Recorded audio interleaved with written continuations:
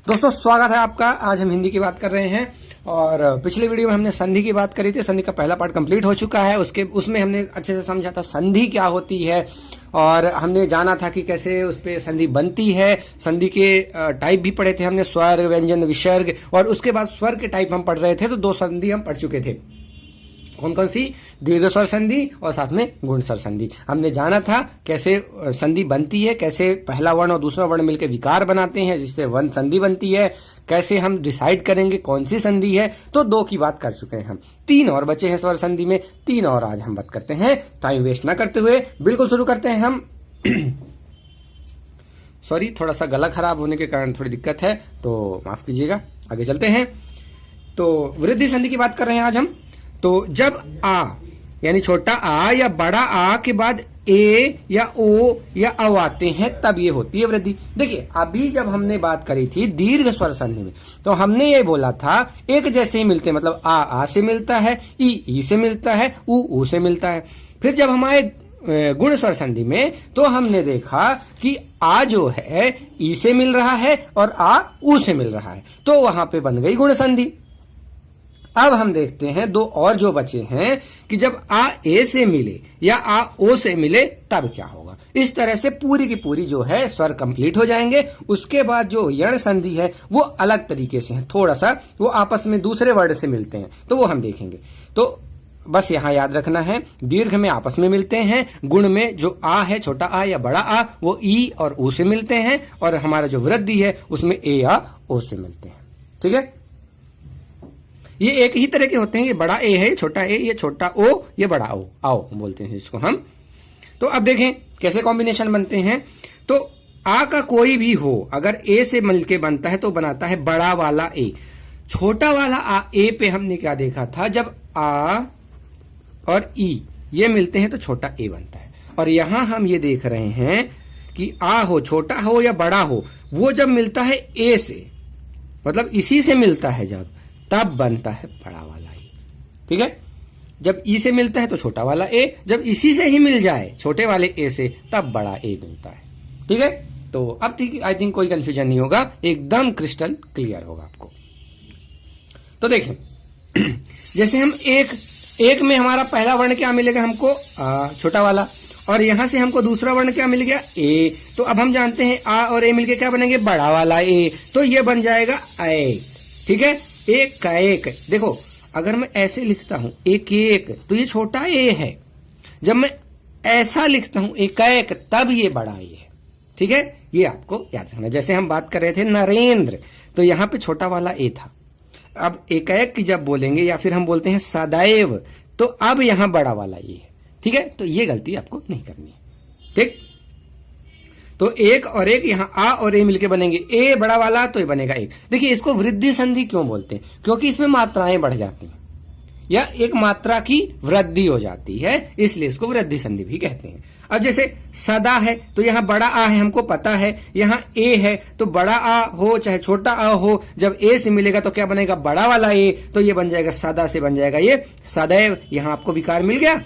वाह का वाह है, ठीक है, सद का सद है, ठीक है, लेकिन आ और ए मिलके ए बना दिए तो यहां पे चढ़ गया, सदैव हो गया, तो विकार आया, वो कहलाता है संधि। तो यहां पे होगी वृद्धि। ऐसे ही जब आ जो है ओ से मिलता है तो मिलता है कौन सा हमको, बड़ा वाला हो। तो इतना आपको याद रखना है। तो अभी तक हमने क्या देखा है, आपस में मिलते हैं तो बड़ा वाले वही आपस के बनाते हैं। जब आ ई किसी से भी मिले तो ए बनता है। उसके बाद आ ऊ से मिले किसी से तो ओ बनता है। और आ जब किसी ए से मिले तो बड़ा वाला ए बनता है। आ जब ओ से या ओ से मिले तो बड़ा वाला ओ बनता है। इस तरह से 3 संधियां हमारी हो चुकी हैं।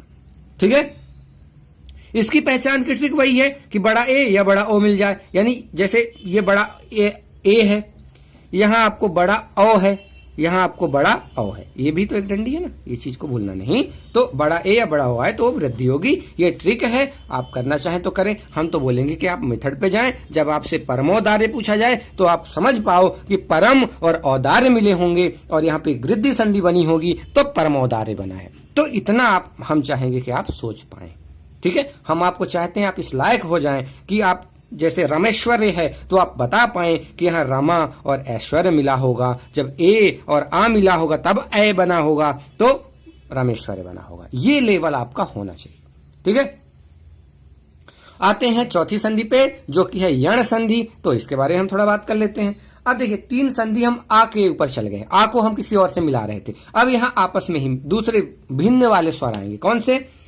यदि आप ई की बात करें या ऊ की बात करें या री की बात करें, इन ये किसी भी अन्य स्वर से मिलते हैं तब ये बनती है यण संधि। कैसे? ई था, ई को आपने मिला दिया आ से या बड़ा से, तो ये बन जाएगा छोटा या बड़ा। तो यहां पे आपको थोड़ा सा याद रखना पड़ेगा कि ई जब आ से मिलता है तो बनता है या, ई जब बड़ा आ से मिलता है तो बनता है या बड़ा वाला, ई जब ऊ से मिलता है तो यू बनता है और ई ऊ से मिलता है तो यू बनता है। तो देखते हैं कैसे एग्जाम्पल के साथ। अब देखिए अति, अति की अगर हम बात करें तो अति में जो ये पहला वर्ण हमको मिल रहा है वो मिल रहा है ई, और यहां से हमको पहला वर्ण मिल रहा है आ, और हमको पता है ई और आ मिलके बनाते हैं या। तो आ तो ऊपर इधर चला गया, ता से बन गया त्या, और ये धिक का धिक। ठीक है, यहां पे आ गया हमारा विकार। तो ये गुण यण संधि की एक पहचान भी है कि जैसे आपको कहीं त्या ऐसा कुछ मिले, ठीक है, तो यहां पे यण संधि होती है। ठीक, आई थिंक आपको समझ में आया होगा। ऐसे ही अगर आप एक और एग्जांपल ले लेता हूं मैं, जैसे ई और यू वाला, तो नी था, नी में ई था और यहां ऊ था, ई और ऊ मिलकर बड़ा वाला ऊ बनाते हैं तो ये बन जाता है न्यून। ठीक है, आई थिंक आपको समझ में आया होगा। अब आते हैं ई का हमने आ से मेल करा दिया, ई का हमने बड़ा से मेल करा दिया, ई का हमने ऊ से करा दिया, यहां भी ऊ से करा दिया। अब जो और स्वर बचे हैं उनसे भी हम इनको मेल करा देते हैं। ठीक है, ई का जब हम ए से मेल कराते हैं तो बनता है ये, ई का हम आ से कराते हैं तो या, ई का ए से कराते हैं तो याई, और ई का इतने ही होते हैं तो ये कंप्लीट हो गए। ई का ए से तो ये और ई का ए से तो, इनमें तो बस एक ही मात्रा का अंतर होता है और कुछ नहीं होता। ई का आ से कराया तो छोटा वाला आ था और बड़ा से तो बड़ा वाला या, बस सेम ही है। तो आप यहां से आई थिंक एग्जांपल से आप समझ सकते हैं, ये आपका होमवर्क भी है कि जैसे यहां देवी है तो यहां बड़ी वाली ई है और यहां आ है, इन दोनों से मिला के या बनेगा तो दिव्यागमन हो गया।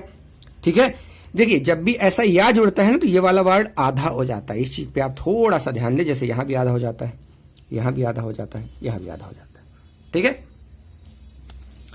तो एक चीज और आप थोड़ा सा देख लें कि जब ऊ मिलता है आ से तो बनाता है वा, ऊ मिलता है बड़ा आ से तो बनाता है बड़ा वा। इन दोनों आ और इनमें बस मात्रा का अंतर आएगा। ऐसे ही जब ई से मिलेगा तो ये वी बनाता है, ऐसे ही ए से मिलता है तो ये वे बनाता है। ठीक है, और ऊ आ से मिलता है तो वाह, ये तो वही हो गया। ठीक है, ये वाली तो वही बात हो गई। चलिए, तो आई थिंक अब आपको क्लियर हो चुका होगा, अब कुछ बचा नहीं है। ये एग्जाम्पल से आप निकाल के देख सकते हैं, आप होमवर्क है आपका, आप खुद से करके इनको समझ लें कैसे करते हैं, इनको वापस कैसे करते हैं। और बस एक थोड़ा सा ये वाले देख लें कि री जब आ से मिलता है तो बनाता है रा, और री बड़ा से मिलता है बनाता है बड़ा रा, और री जब ई से मिलता है तो बनाता है इरी। ठीक है, तो अब अगर पितृ, हाँ ये वाला क्वेश्चन इंपॉर्टेंट है यण का।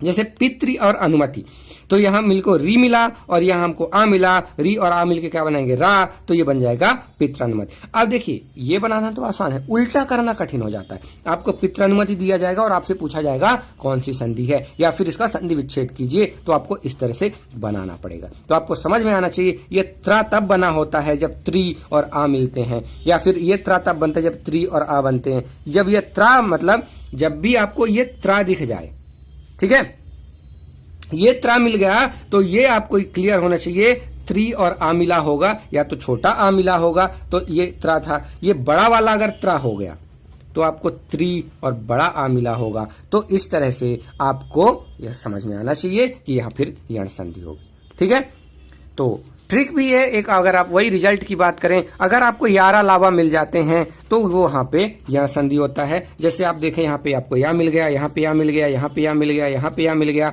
सॉरी यहाँ पे वाह मिल गया, ठीक है, यहाँ पे या मिल गया, यहाँ पे आपको वा मिल गया, यहाँ पे आपको वा मिल गया, यहाँ पे आपको वा मिल गया, यहाँ पे आपको वा मिल गया। तो 11 लावा मिल जाते हैं अगर आपको, तो वहां पे क्या हो जाएगा, यण संधि। एक थोड़ा सा डिफरेंट टाइप का है जो कि आता है एग्जाम में, इसलिए मैंने इसको इंक्लूड कर लिया। जैसे लोटा, लोटा का आपको समास विग्रह आना चाहिए, ठीक है, सॉरी संधि विग्रह आना चाहिए, संधि विच्छेद। तो लोटा का बनता है ली और ओटा, यही वाला है अपना, ठीक है। तो लोटा का ली और ओटा बनके ये लोटा बनता है। इस हिसाब से लोटा भी एक यण संधि होती है, ठीक। आई थिंक आपको क्लियर होगा कि ये संधियां कैसे बन रही हैं, कैसे हमको करना है। 2-4 बार आप रिवाइज करोगे तो डेफिनेटली आपको अच्छे से समझ में आ जाएगा।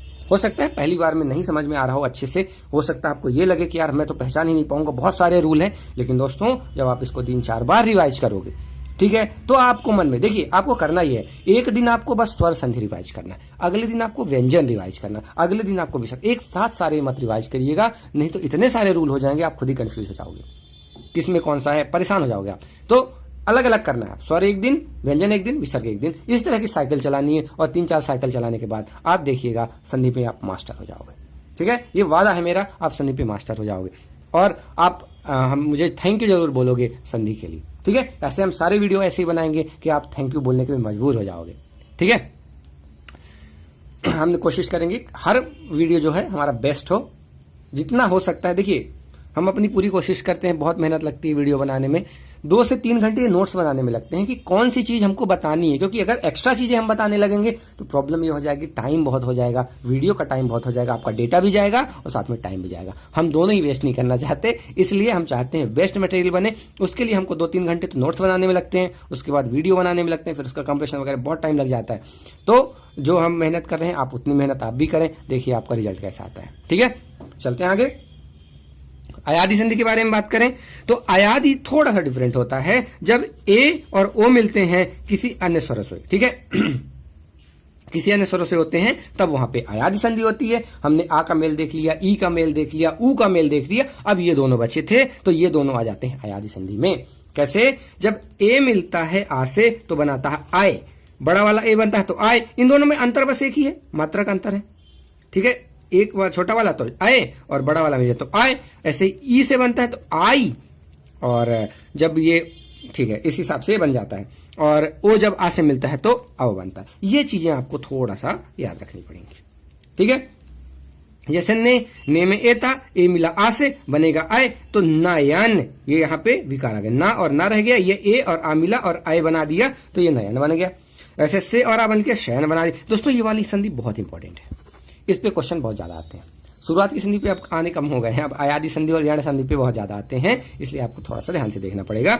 अब इनमें बस इतना ही अंतर आएगा, मात्रा का अंतर आएगा। जैसे ने था, नय था तो बड़ा वाला ए है और आ है, और ए बना के आय बनाएंगे तो ये नायक हो जाएगा। आई थिंक अब ये आपको समझ में आ जाएगा कैसे बनाया जा रहा है। तो मैं नहीं चाहता इसमें टाइम वेस्ट किया जाए, क्योंकि आप खुद ही समझ सकते हो इसको। बस जैसे औ और ऊ मिलके आऊ बनाएंगे, ओ और ई मिलके अभी बनाएंगे, ओ और ये थोड़ा सा आपको खुद से याद रखना है। तो अगर आप ये याद रखोगे तो आप इनको समझ में आ जाएगा। अब एक चीज थोड़ा अयादि के बारे में और जान लेते हैं हम, कि ये संधि जो है ये संस्कृत की संधि है, ये हिंदी में नहीं होती है, ये केवल व्यवहार में हम बोलते हैं उस टाइम पे यूज है, लेकिन थ्योरेटिकली ये नहीं होती है। ये जो वर्ण बनते हैं, इससे जितने भी शब्द बनते हैं, सॉरी शब्द जितने भी बनते हैं, ये सारे के सारे रूढ़ शब्द होते हैं। अभी हम बाद में आएंगे यौगिक शब्द, रूढ़ शब्द और इन सब के बारे में हम बात करेंगे अगले वाले चैप्टर में। अभी आप ये समझ लो कि जितनी भी अयादि संधियां हैं वो सारे के सारे रूढ़ होते हैं, आप रट लो। क्यों? क्योंकि जब क्वेश्चन में आएगा कि इनमें से 4 ऑप्शन में से कौन सा एक रूढ़ है, रूढ़ शब्द है, तो वहां पे आपको तुरंत क्लिक होना चाहिए कि भाई अयादि संधि तो रूढ़ होती है। तो अयादि वाले एग्जाम्पल अगर आपको मिल गए इस तरह के भावन गवीश और ऐसे, मतलब आपको समझ में आ जाएगा कि अवादि, जैसे आव है यहाँ, ठीक है, यहाँ पे अवी लगा हुआ है, यहाँ अवी लगा हुआ है, वहां पे आप समझ जाओगे कि भाई ये तो रूढ़ है, ठीक है। तो हर क्वेश्चन जो भी हम पढ़ते जा रहे हैं उसका आगे हेल्प होने वाला है। जब इसका उपसर्ग प्रत्यय में भी हेल्प मिलेगा, साथ में आप जैसे जैसे रूढ़ शब्द वगैरह में भी आपको हेल्प मिलने वाला है, तो आप ध्यान से देखें। आई थिंक अयादि अब आप समझ चुके हैं। तो इस तरह से स्वर संधि हो जाती है कंप्लीट। अब आते हैं एक बहुत महत्वपूर्ण पार्ट पे, व्यंजन संधि। यहां समझने में बहुत दिक्कत होती है दोस्तों। क्यों? क्योंकि बहुत सारे रूल होते हैं, बहुत सारे एक्सेप्शन होते हैं, परेशान कर देते हैं यहाँ। और स्वर संधि लोग पहचान लेते हैं, व्यंजन में दिक्कत होने लगती है और गलती कर जाते हैं। और विसर्ग आता है थोड़ा सा अलग है, वो हम सब देखेंगे, बहुत अच्छे से देखेंगे, जिससे कहीं भी कोई भी कमी ना रह जाए। तो देखिए, हमने शुरू में बोला था कि जब दो वर्ण हम लेते हैं, पहला और दूसरा, तो पहला अगर वर्ण हमारा व्यंजन है और उसके बाद चाहे स्वर आए चाहे व्यंजन आए, दूसरा कोई भी आए, हमारा होगा व्यंजन संधि। हमने शुरू में ही डेफिनेशन में बात करी थी कि यहां पे हमने बात करी थी कि पहला शब्द का जो अंतिम वर्ण यानी जो हमारा पहला वर्ण है वो अगर स्वर है तो स्वर संधि, वो अगर व्यंजन है तो वह व्यंजन संधि बनेगी, और वो अगर हमारा विसर्ग है तो विसर्ग संधि। तो यही बोल रहा है कि पहला अगर व्यंजन है उसके बाद चाहे स्वर आए चाहे व्यंजन आए, बनेगी कौन सी संधि? व्यंजन संधि। जैसे अब स्वर व्यंजन कैसे पहचानते हैं, आपको याद होगा, जब से हलंत लगा होता है तो व्यंजन होता है, अगर हलंत नहीं लगा होता उसके साथ स्वर है। ठीक है, कोई भी स्वर हो सकता है। और अगर आप नहीं समझ पा रहे हैं तो आप पिछला वीडियो जरूर देखें। ठीक है, आगे चलते हैं। जैसे वाक और ईस की बात करें तो वाक में क्या है, ये का है, का में क्या हुआ है, यहां पे ये एक व्यंजन है। ठीक है, अब यहां पे आप ये नहीं लिख सकते सॉरी, पेन खत्म हो चुका है मेरा, तो मैं इस वीडियो को यहीं पे कंप्लीट करता हूं, अगले वीडियो से आगे कंटिन्यू करेंगे। धन्यवाद।